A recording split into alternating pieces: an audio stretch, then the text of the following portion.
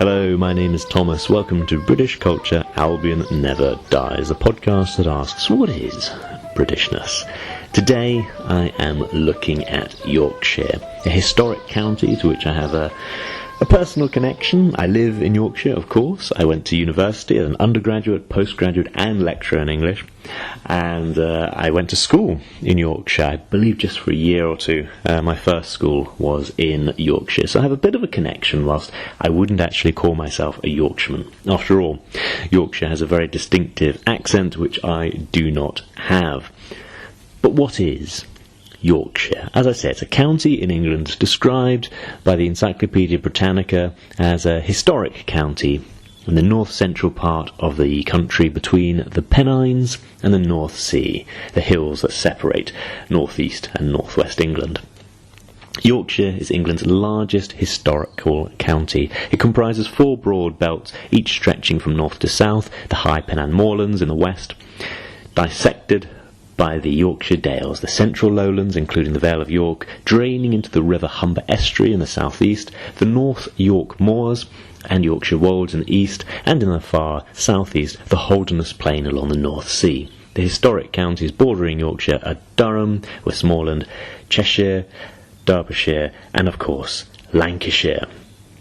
For the most part, the ridings of Yorkshire, the 3 ridings, were separate administrative units for 1,000 years. Each riding had its own court of quarter sessions, which are now known as Crown Courts, and its own county council. However, Yorkshire and the ridings lost their administrative powers in 1974, a bit of a traumatic date. That's when they changed the administrative boundaries from the 3 ridings to the 4 ridings? Counties? What should they be called now? Because riding, of course, comes from thirding, the 3/3 of Yorkshire, so it seems very strange to refer to a South riding. It doesn't really exist, and in fact I can remember being told when I was very, very small, there is no such thing as South Yorkshire. I can remember this being drilled into us, which now I'm seeing, yes, this was a change made in 74. This was well before I was at the school, so it obviously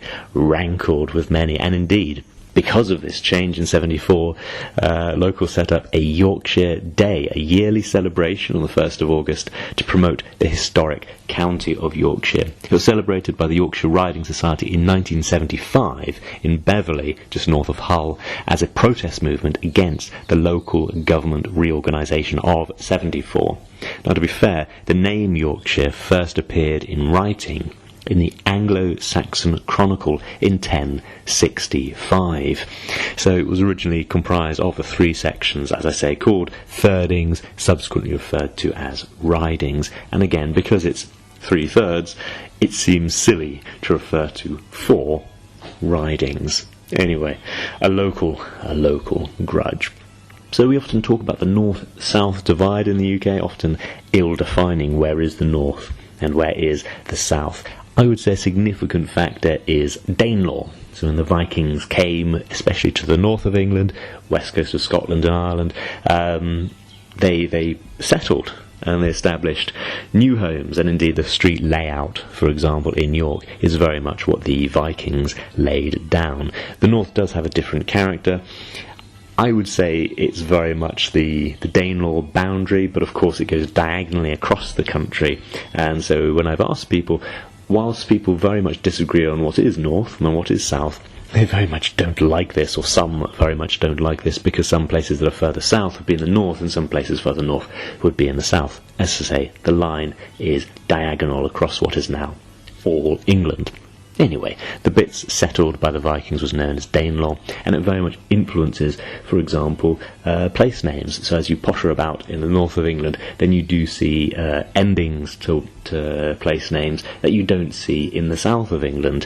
Even if you don't study it in deep detail, you have places that just sound northern and places that just sound southern, and that very much comes from the historic divide.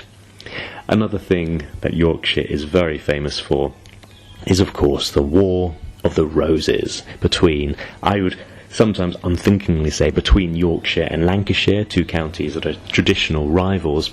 But a friend recently pointed out that actually it's rarely between the houses, the House of York and the House of Lancashire, because it wasn't so clear-cut. There were places in what we consider Yorkshire today that were allied with the House of Lancashire. Equally, there are places in what we think of as Lancashire that are allied with the House of York, and of course, alliances did change and vary throughout.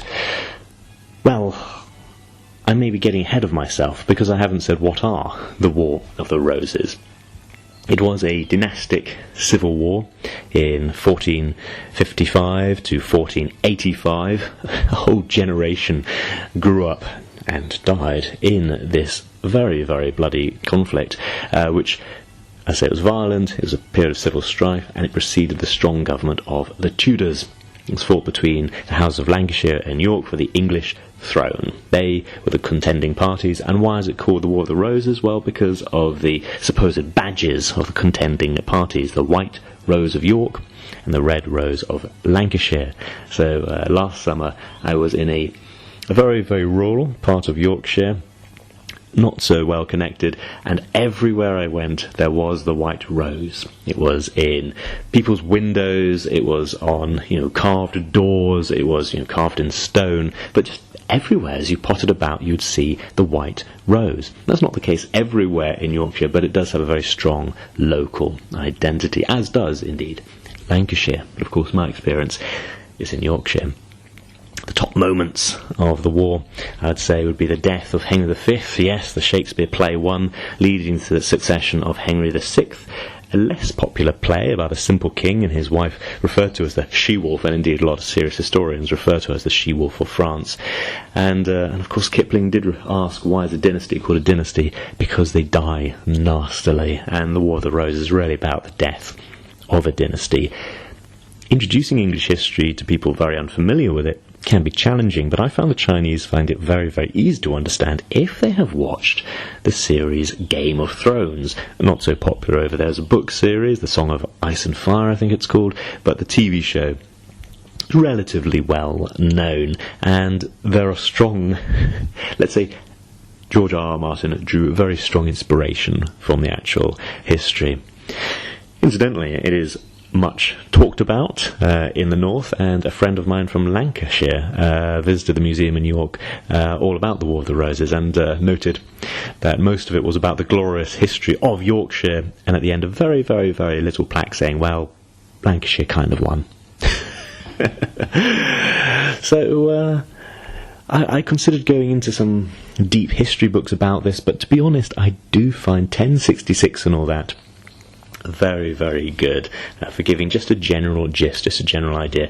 I suppose the modern version is Philomena Kunk, but 1066 and all that by Seller and Yeatman, which is satirical. It's kind of half-remembered history, and I think gives a very good perspective. So I'm going to read out a section from 1066 and all that.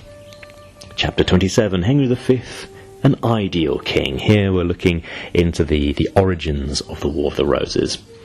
On the death of Henry IV, Part 2, his son, Prince Hal, who had won all English hearts by his youthful pranks, such as trying on the crown whilst his father lay dying, and hitting a very old man called Judge Gascoigne, determined to justify public expectation by becoming the ideal English king.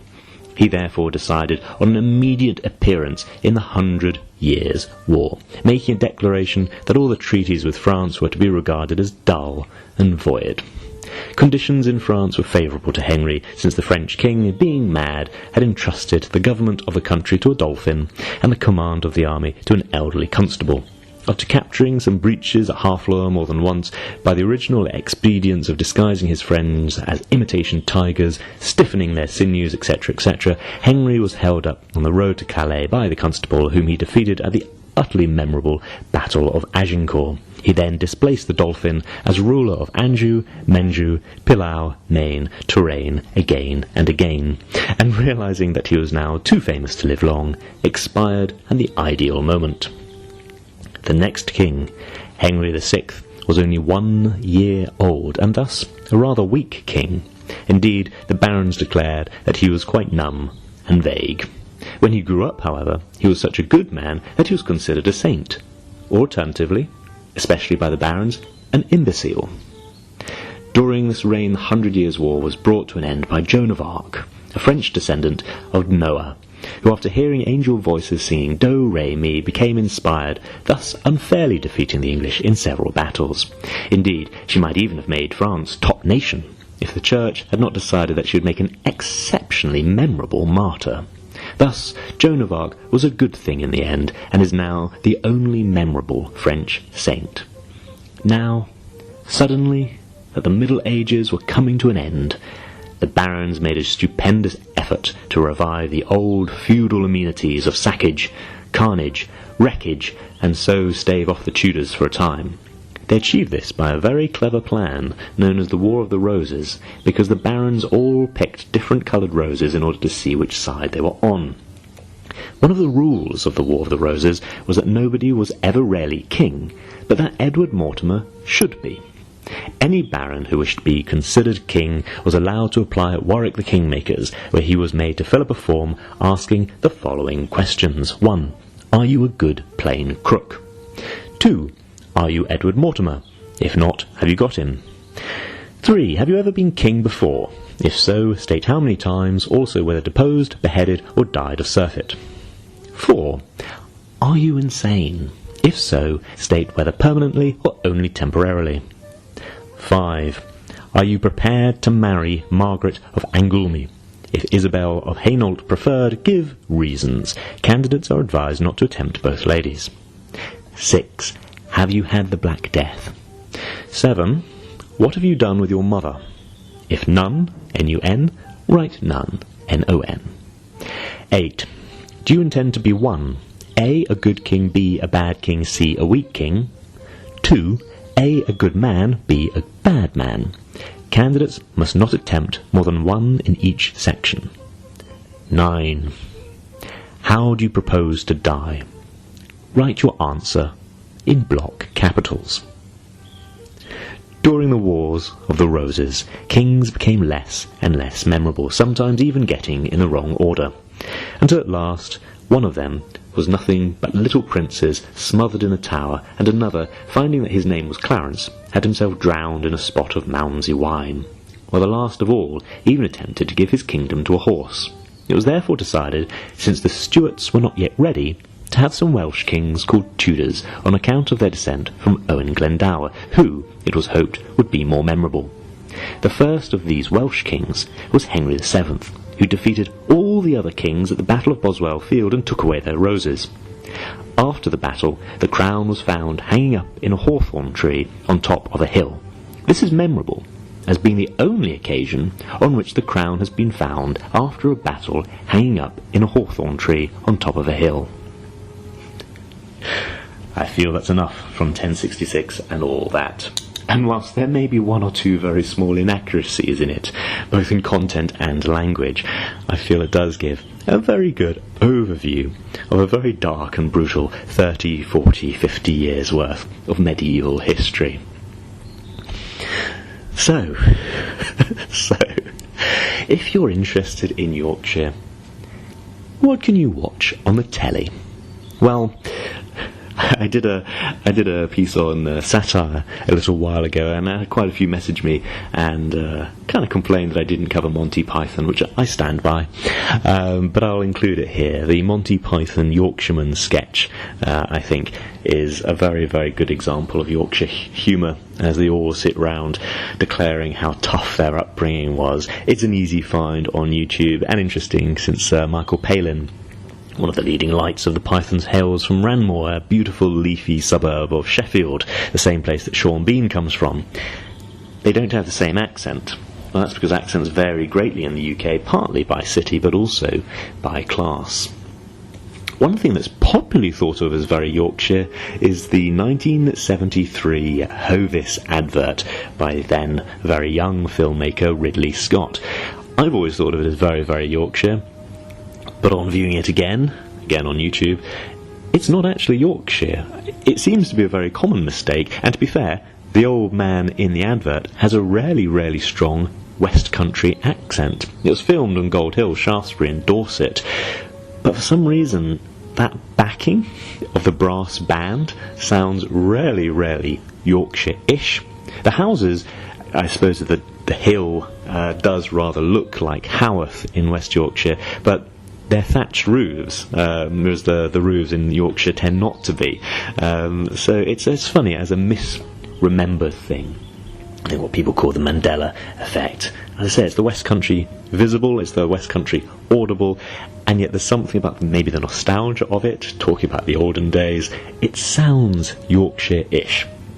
But if you do want something which sounds Yorkshire and is filmed in Yorkshire, then I think the classic must be Last of the Summer Wine. Some people say the longest running sitcom is Cheers, it went for 10 years. Some people say Friends, which went for I think just over 11 years. Whereas Last of the Summer Wine started in 1973 and finished in 2010 with 31 series, ultimately 295 episodes, mostly set and filmed around home Firth in West Yorkshire. Barry Took, a well-known comedian who actually played a role in developing Monty Python, had visited it 20 years before this TV show began. He had stayed there, and it really stayed in his mind as a really beautiful place to set some kind of comedy. The writer of Last of the Summer Wine, Roy Clark, wrote every single episode, all 295. And the music by Ronnie Hazelhurst, I would say, is iconic. He also did the theme tune to Yes Minister. The BBC really didn't like his theme tune, feeling that it was just too mellow. But what's the setup? Actually, I saw some of the first series recently for the first time. The first two series were not incredibly popular. It was about three men, supposedly in their 50s. They'd been laid off, and they chose to take early retirement, but were puzzling at what they should do with their retirement. They were all either widowers or unmarried. And so it's their little adventures as they potter about, well, the valley of home Firth in West Yorkshire.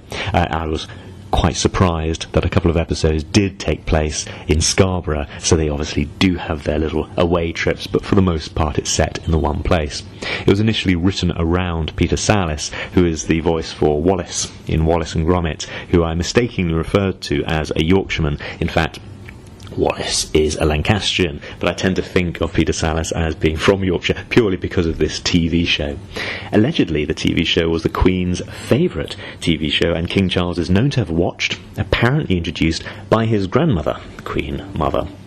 As I say, the first two series were not so popular, but it grew and grew, I think especially with the introduction of the character of Foggy, a former corporal who is determined to make sure the other two old men start to know what day of the week it is and start to go on some kind of little adventure and try and whip them into shape, however misguided some of his opinions may be. As I say, it grew and grew, and one Christmas special gained 17 million views. Not bad for a country of 60 to 70 million people now. I suppose one-star appearance I must mention is Bert Kwok, who is known as the sidekick to Goldfinger, Blofeld, and in the UK, the sidekick to Harry Hill. Okay, to Inspector Clouseau in the Pink Panther movies. Bert Kwok had a very memorable introduction as the three guys kind of see him pottering about, and eventually they come across him and he says, "I come from the East. Hull." And they say, "I thought you weren't local." He is, of course, I believe his origins are from Shanghai, but anyway, he was at one time the only British Chinese actor. As for Yorkshire actors, well, I mentioned Sean Bean earlier, known internationally variously as Boromir in Lord of the Rings or 006 in Goldeneye. He achieved star status in the UK as the TV show Sharpe, a fantastic Napoleonic set TV show where he's basically a Napoleonic James Bond. It's adapted from the novels by Bernard Cornwell, which really have the character of Sharpe kind of shadow the future Duke of Wellington on his adventures, initially in India and then in the Peninsular War. But it's a fantastic TV show. Incidentally, it was originally going to star Paul McGann, but he got an injury shortly before filming. I believe it was his training for the show. Sean Bean was quickly put in, and they ultimately ended up kind of resetting the show to give the character northern origins. In the book, Sharpe is, of course, a Londoner. Judi Dench, of course, famous internationally, is a Yorkshire lady from York. Her accent, I think, only comes out with very strong language. And Diana Rigg, who is Mrs. James Bond in On Her Majesty's Secret Service, is from West Yorkshire. She's from Doncaster, just like Jeremy Clarkson, although again their voices are very, very different.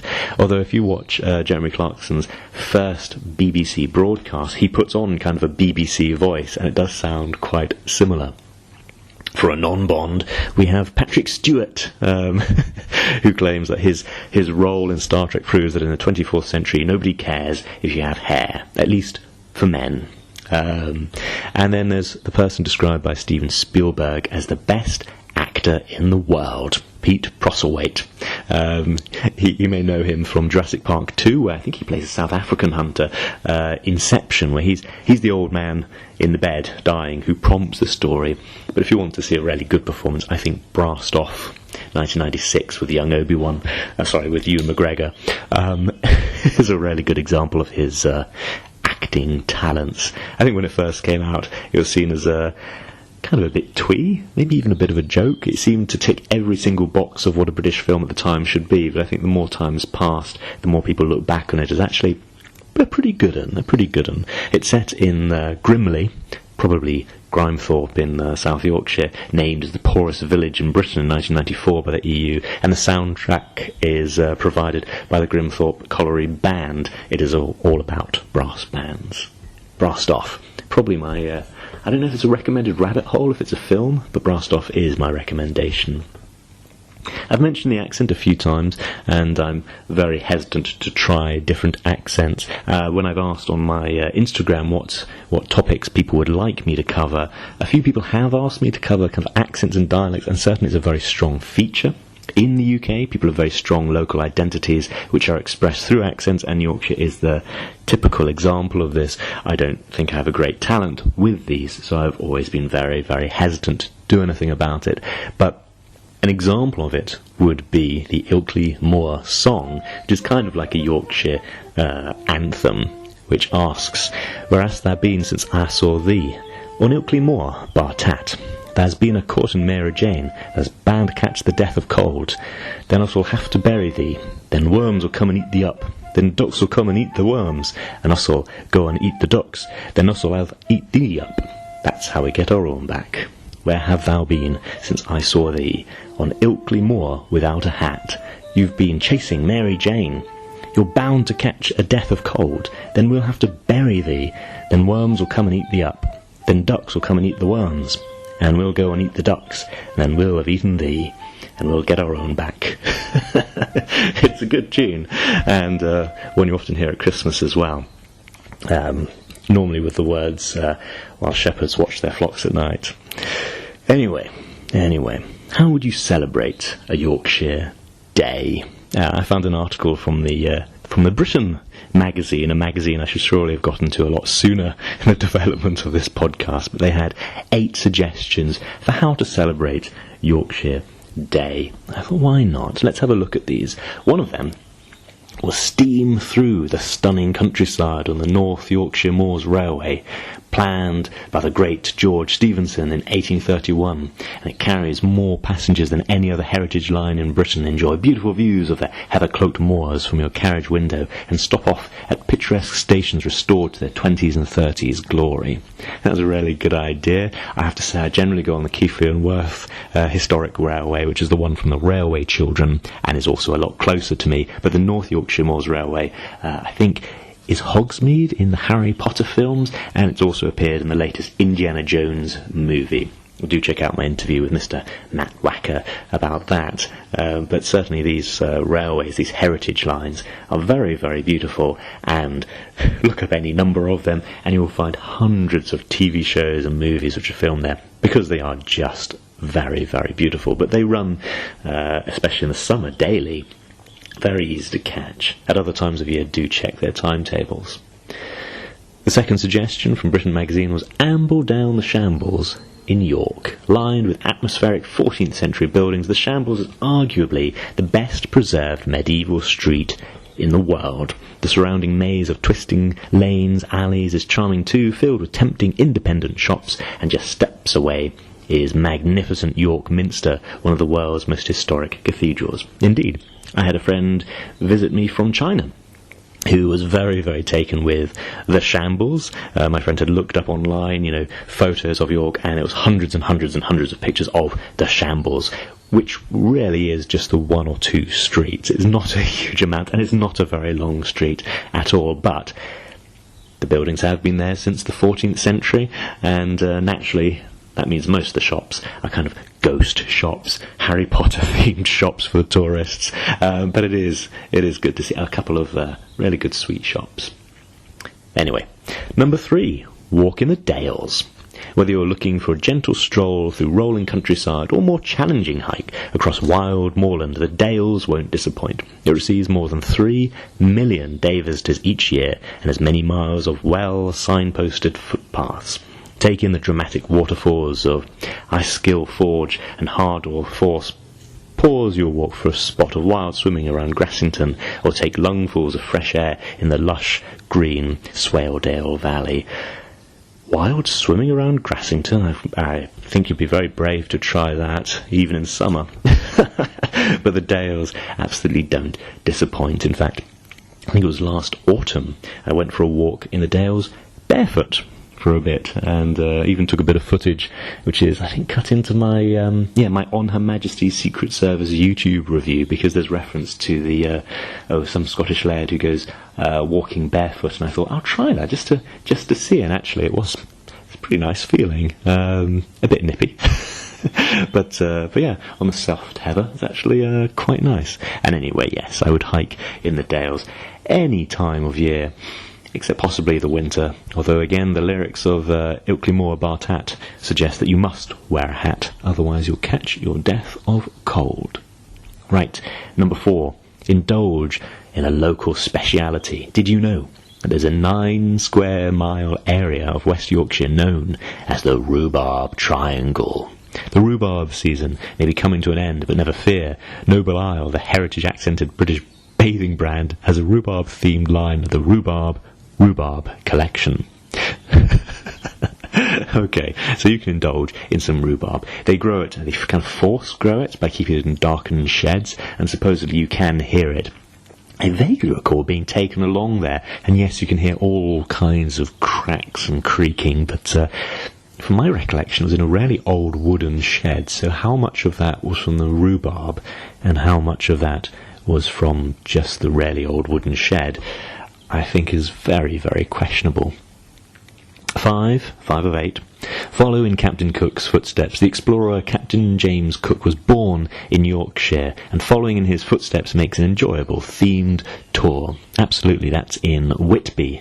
Obviously on the coast, Whitby is also famous as the landing spot for Dracula. So as you potter about, yes, you see people interested in maritime history. You see people who go because Whitby is a gorgeous kind of perfect picture postcard place to visit. You see people going because the seafood is phenomenal, but you also just see goths, loads and loads and loads of goths, because of the Dracula connection. Of course, James Cook was the captain and scientist who sailed away in his voyage of exploration, especially to explore Australia. And it sounds very much like the name Kirk, Captain Kirk, who goes where no man had gone before on some kind of semi-military, semi-diplomatic, exploratory, scientific expedition. I wonder if there's a connection. 6, tuck into fish and chips in Whitby. I was getting ahead of myself. Yes, the UK is famous for its fish and chips, and many people go to London are disappointed. I'm not surprised. London is not exactly a seaside town, whereas Whitby very much is, and it used to be the home of kind of the white fish fleet. People going out in the North Sea, catching the finest fish out there and bringing it, and you can have it there fresh. My Chinese friend is from Canton, which is also famous for its seafood, and my friend was very, very impressed by the seafood at Whitby. I think that is a perfect place to try fish and chips. 7, visit one of Britain's greatest stately homes, Castle Howard. near York, a majestic, historic house on a mind-boggling scale. Fans of the Netflix hit Bridgerton might recognise it as Daphne Bridgerton's marital home. In real life, it's home to the Howard family, as it has been for the last 300 years. Indeed, there's quite a few stately homes. After all, Yorkshire is one of the homes of the Industrial Revolution, and so had an immense amount of wealth that people put into stately homes, many, many, many of which are open to the public. And finally, number 8, have afternoon tea at Betty's. The first Betty's tea room opened in 1919. Just over a century later, they're an institution. The first of what is now a mini chain of tea rooms opened in Harrogate, and the original is still the best. The elegant afternoon tea is served in the Imperial Room, accompanied by a live pianist, and is as indulgent as you could wish for, with gourmet pastries served on a tiered silver cake stand, and your leaf tea poured into a fine bone china cup. I would absolutely recommend Betty's. I think I have recommended it before. I have been to the one in York. I've been quite a lot to the one in Harrogate. There's one in Ilkley, which I believe is where Patrick Stewart supposedly has a house, being from West Yorkshire. I think the Ilkley one is lovely, and there's one in Northallerton, which I think is a very beautiful place. And again, if you want to see a typical ye olde English town or village, then I think it'd be hard to go better than Northallerton. So, those are 8 recommendations for what you can do to celebrate Yorkshire, if you're in Yorkshire, and a bit of history about the War of the Roses and the historic three bits of Yorkshire, north, west and east. Although in the modern day there is supposedly a southern bit, but nobody I know from Yorkshire really believes it. Thank you very much for listening. My name is Thomas, and I hope you enjoyed this episode of British Culture. Albion never dies.